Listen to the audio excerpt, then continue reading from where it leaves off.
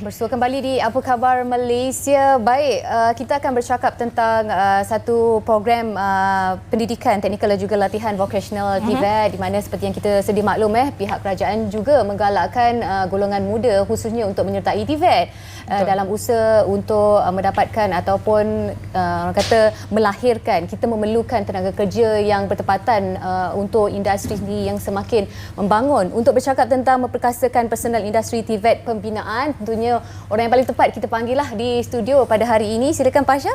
Baik, bersama kita pada pagi ini saya perkenalkan Insinyur Dr. Muhammad Arkam Cik Munain, Ketua Pegawai Eksekutif dari Mega Jati Akademi Sdn Bhd. Hari ini kita nak bercakap mengenai pemerkasaan personal industri TVET pembinaan secara khasnya. Okey, pertama sekali kita nak tahu juga dalam konteks pembinaan itu sendiri, mungkin ada banyak kategori orang kata pendidikan dan juga latihan yang boleh disediakan.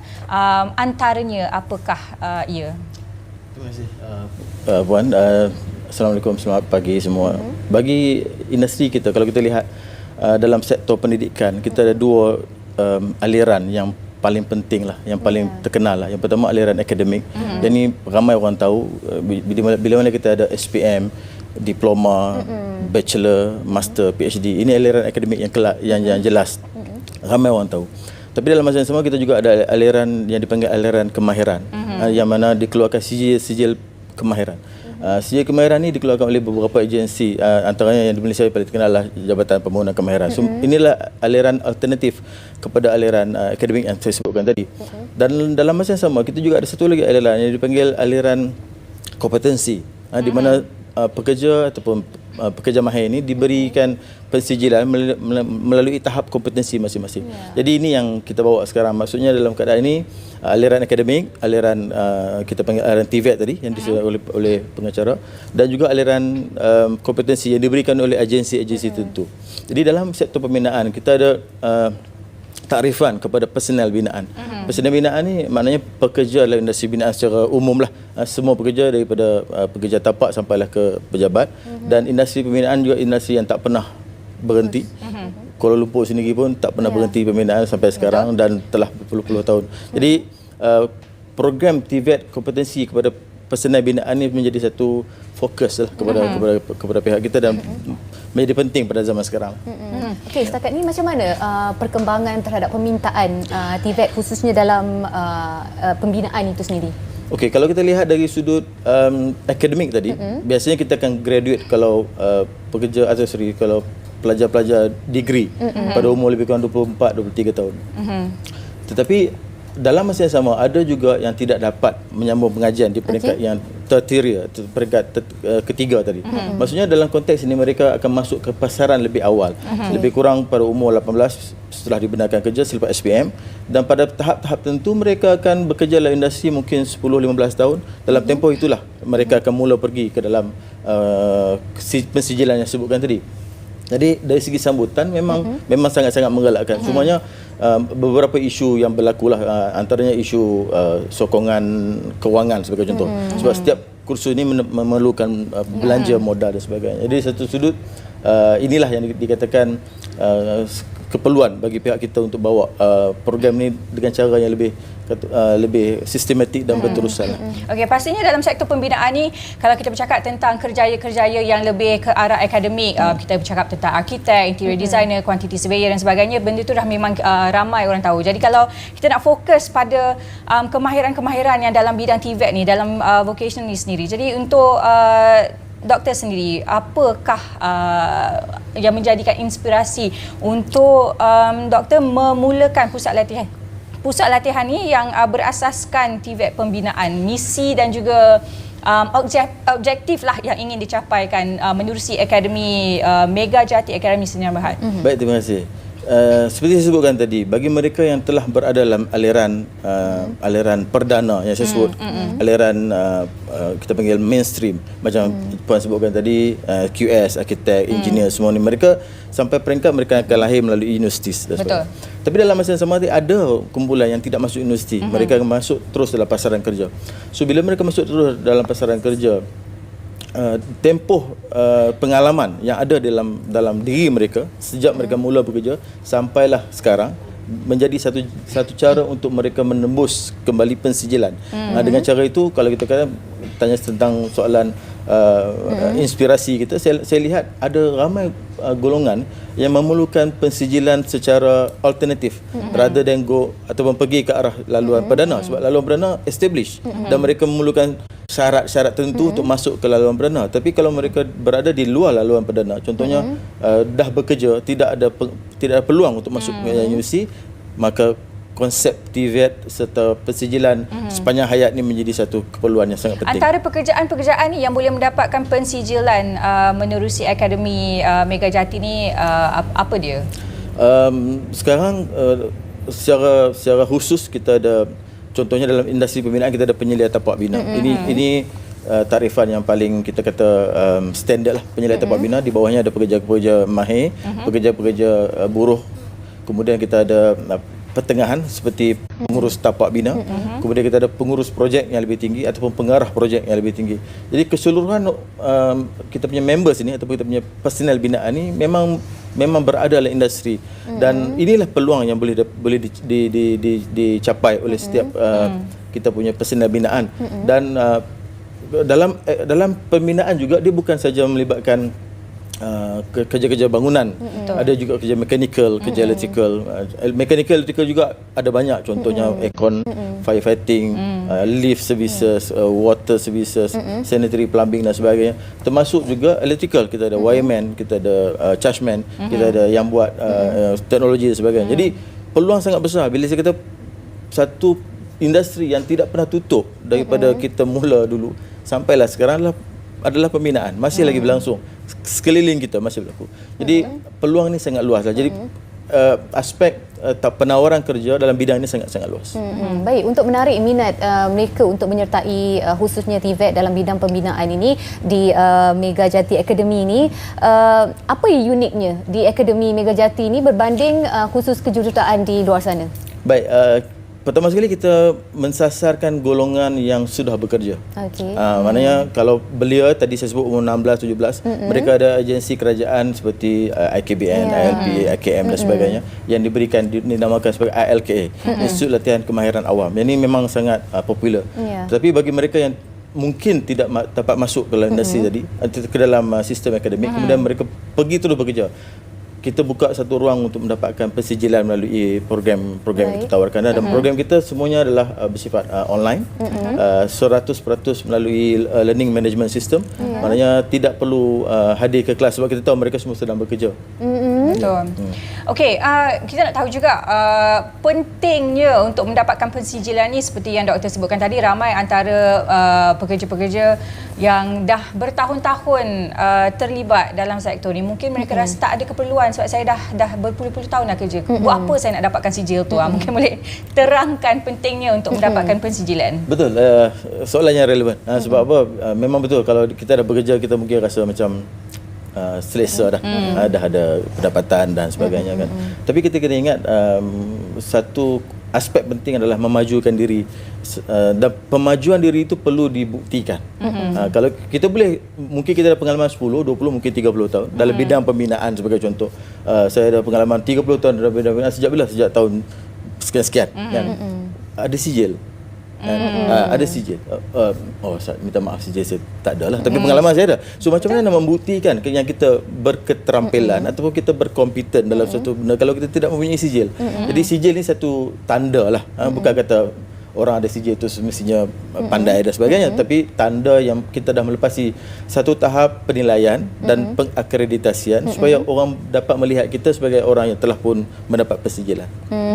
Okey, permintaan biasanya kalau kita tahu kerja-kerja kejuruteraan ni khususnya pembinaan banyak dimonopoli oleh golongan lelaki, tapi setakat ini di Megajati bagaimana permintaan? Ada tak wanita ataupun bagaimana sebaliknya? Memang ada wanita juga yang terlibat sebab dalam pembinaan tak semuanya bersifat hard skill, yang kasar, simen, konkret dan sebagainya. Ada yang bersifat soft skill macam komputer. Kita ada design, kita ada CAD, computer aided design, kita ada juga simulation, dan kita ada juga kerja yang berkaitan dengan planning, banyak menggunakan software dan sebagainya.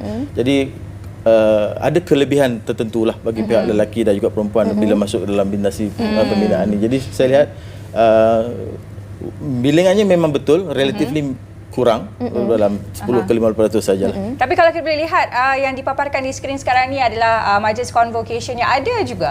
Itu dia antara wanita-wanita yang telah pun mendapatkan pensijilan daripada Megajati Akademi. Sekarang kita nak tanya pada doktor sendiri, mungkin boleh terangkan sedikit antara falsafah dan juga pendekatan yang digunakan di Megajati Akademi ini untuk kita memupuk satu persekitaran pembelajaran tu yang lebih kondusif.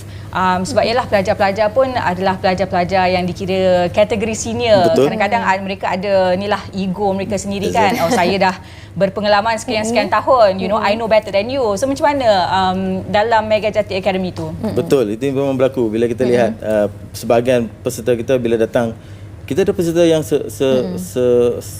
seumur 62 tahun masuk dalam pensijilan kita. Dan bila kita lihat sebenarnya range yang kita dapat, sebab kalau kita ambil daripada sekolah lain dia punya rupa kan, dia bila kita ambil yang dah 15-20 tahun pengalaman ni memang ada cabaran tertentu lah, tapi keseluruhannya mereka boleh mengadaptasi, sebab khususnya bila cabaran belajar zaman sekarang, kita ada online, kita ada LMS, self learning, kemudian konsep continuing education, maknanya kena berterusan. Pensijilan yang dapat kita sediakan secara berterusan tanpa perlu menghadiri sebarang kelas secara rasmi. Kelas juga tetapi secara online dan sebagainya. Jadi ini konsep pendekatan baru yang kita nak kenalkan. Okey, mungkin doktor juga boleh terus jelaskan berkaitan dengan tawaran daripada pihak Megajati Academy ini kepada bakal-bakal pelajar yang akan menyertai kursus yang ditawarkan ini dalam bidang kejuruteraan mekanikal dan juga elektrik. Kita ada ranges of products lah, daripada serendah-rendah RM40 webinar 2 jam, semahal-mahal sampai dekat-dekat 20,000 pun ada. Jadi range ini ada dalam website kami lah, megajatiacademy.com, dan dekat di situ sebenarnya apa yang kita nak kena ambil tahu adalah keperluan personel tu sendiri, apa bidang yang dia sedang bekerja dan bagaimana dia nak mendapatkan pensijilan yang berkenaan dengan pengalaman kerja dia. Jadi InsyaAllah kalau dalam bidang pembinaan kita ada kesemua program pembinaan yang berkaitan dengan yang ditawarkan oleh sebenarnya CIDB Malaysia juga, lembaga pembangunan industri pembinaan, contohnya Certified Construction Project Manager, Certified Project Manager, Certified Site Supervisor, Certified Traffic Management Officer, Facility Management Executive, Facility Management Manager. So selepas selesai proses pembinaan, bangunan ataupun infrastruktur itu akan diselenggara oleh pihak lain. Ini kita panggilkan FM tadi, Facility Management. Jadi sebab tu kita sebutkan tadi, industri ini tidak akan berhenti. Maknanya selepas siap ada je lagi industri lain yang akan masuk yang juga ditakrifkan sebagai aktiviti pembinaan. Dari segi kelayakan pula bagaimana? Okey, terima kasih. Soalan yang cukup tepat. Bila kita apply lifelong learning maknanya ada minima requirement yang kita perlu kenakan. Tapi dari satu sudut kita kena lihat juga tahap. Contohnya reference ataupun rujukan yang kita pakai adalah International Standardization of Classification of Education 2011. Jadi standard yang kita pakai ini adalah memastikan tahap yang kita letak, tahap 1, 2, 3 sebagai contoh, 4, 5 dan 6 dan paling tinggi adalah tahap 8 setara dengan tahap yang ada di dalam sistem qualification framework yang kita ada di Malaysia. Jadi kesemuanya kita bawa secara localized framework, which is Malaysian Qualification Framework, ataupun CIDB kita ada framework yang tersendiri di CIDB, dan juga kita mapkan dengan satu lagi framework melalui kerangka kelayakan Eropah yang lain. Tadi dalam convocation video klip tadi adalah kerangka kelayakan lain, kerangka kelayakan Eropah. Jadi kita buat satu pembandingan dari sudut kesetaraan. Yang pasti tidak akan dapat lari daripada ISCED tadi, International Standardization of Classification of Education, supaya benda tu dapat diterima sebagai syarat masuk.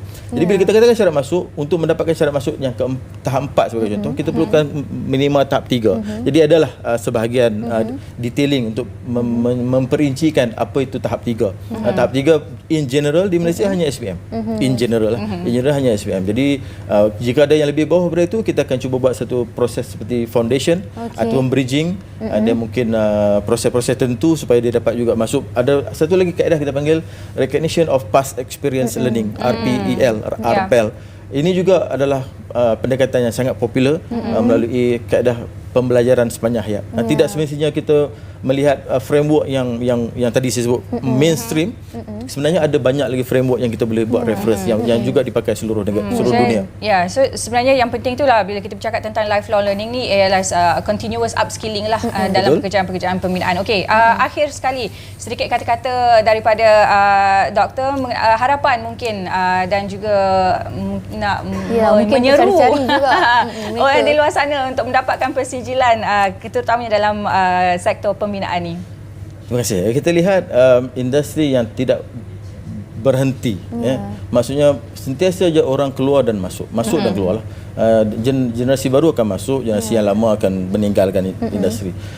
Dalam konteks ini saya melihat keperluan untuk kita sentiasa memastikan, tadi Puan disebut upskill, reskill, certification, articulation, progression dalam bidang-bidang berkaitan dengan kerjaya kita. Tak kisahlah kerjaya apa pun. Tajuk hari ini pembinaan, tapi tajuk lain pun serupa je. Kalau kita lihat progression, articulation untuk satu-satu industri itu perlu untuk memajukan diri kita lah. Sebab berkadar terus dengan pengalaman yang kita ada. Kalau pengalaman kita 10 tahun tetapi tak dapat dibuktikan dengan sijil, ini satu kerugian kepada kita dan juga mungkin kepada industri. Sebab industri secara keseluruhan akan melihat seeing is believing. Dia nampak sijil sesuatu ada dekat dia lah. Kalau contoh saya ada sijil tertentu, dia mesti ada skill tertentu. That skill set datang dengan sijil. Hopefully apa yang dapat kita hebahkan untuk semua pemain industri pembinaan, sama ada tak kisah di peringkat yang mana, untuk dapatkan persijilan-persijilan yang ditawarkan melalui kami lah, Megatik ini salah satunya, dan juga mana-mana persijilan yang adalah. Sebab di pihak kami kita lihat industri ini perlu dikembangkan dengan cara yang bukan saja mainstream, ada cara-cara yang kita anggap sebagai alternatif untuk mendapatkan persijilan bagi semua pemain industri pembinaan kita. Betul. Yang penting kita dapatkan dapat menghasilkan tenaga kerja yang lebih berkaliber di masa hadapan demi orang kata pembangunan negara juga. Pembangunan negara yang tidak pernah berhenti. Ya, betul. Mungkin ini juga satu peluang untuk anda yang tercari-cari, ialah kita susah nak dapatkan khususnya daripada sektor pembinaan itu sendiri kan, untuk platform TVET itu. Jadi inilah masanya. Betul. Dan untuk informasi yang lebih boleh dapat ke laman web Megajati Academy.com. Okey, baik. Kita ucapkan terima kasih kepada MC-nya Dr. Muhammad Arkam, Cik Munaim kerana sudi bersama kita untuk bercakap sedikit tentang industri TVET pembinaan. Baik, kita akan berhenti berehat untuk seketika dan kembali selepas ini kita akan bercakap tentang sunnah yang dilupakan.